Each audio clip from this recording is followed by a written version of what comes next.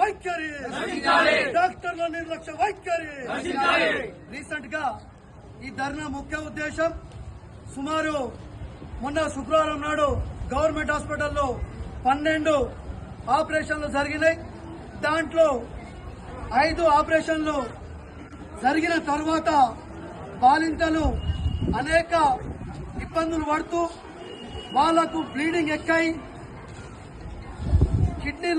కిడ్నీలు వాపొచ్చి ఎమర్జెన్సీగా ఇక్కడ నుంచి నిజామాబాద్ కు తరలించడం జరిగింది.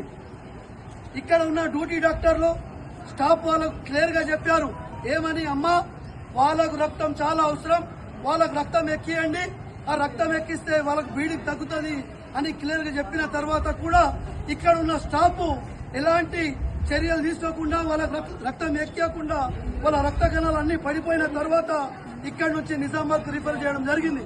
రిఫర్ చేసిన తర్వాత నిన్న ఇక్కడ నుంచి సూపరింటెండెంట్ గారు డైరెక్ట్ గా అక్కడ వెళ్లి ఆ పేషెంట్ కలవడం జరిగింది.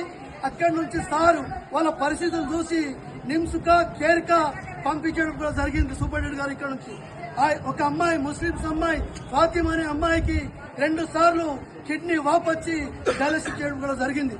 నేను చెప్తా ఉన్నాను సూపరింటెండెంట్ గారికి, గతంలో ఇలా లేకుంటే గవర్నమెంట్ హాస్పిటల్ ప్రతి డాక్టర్ నిర్లక్ష్య వైఖరి, డాక్టర్ల నిర్లక్ష్య వైఖరి.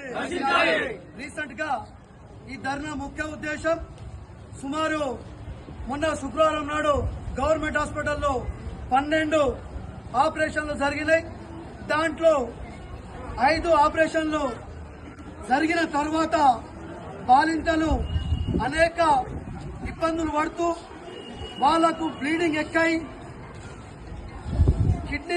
కిడ్నీలు వాపొచ్చి ఎమర్జెన్సీగా ఇక్కడ నుంచి నిజామాబాద్ కు తరలించడం జరిగింది.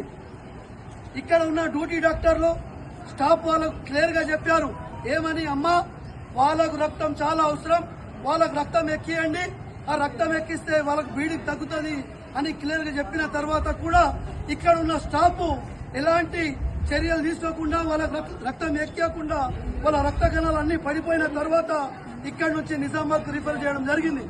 రిఫర్ చేసిన తర్వాత నిన్న ఇక్కడ నుంచి సూపరింటెండెంట్ గారు డైరెక్ట్ గా అక్కడ వెళ్లి ఆ పేషెంట్ కలవడం జరిగింది. అక్కడి నుంచి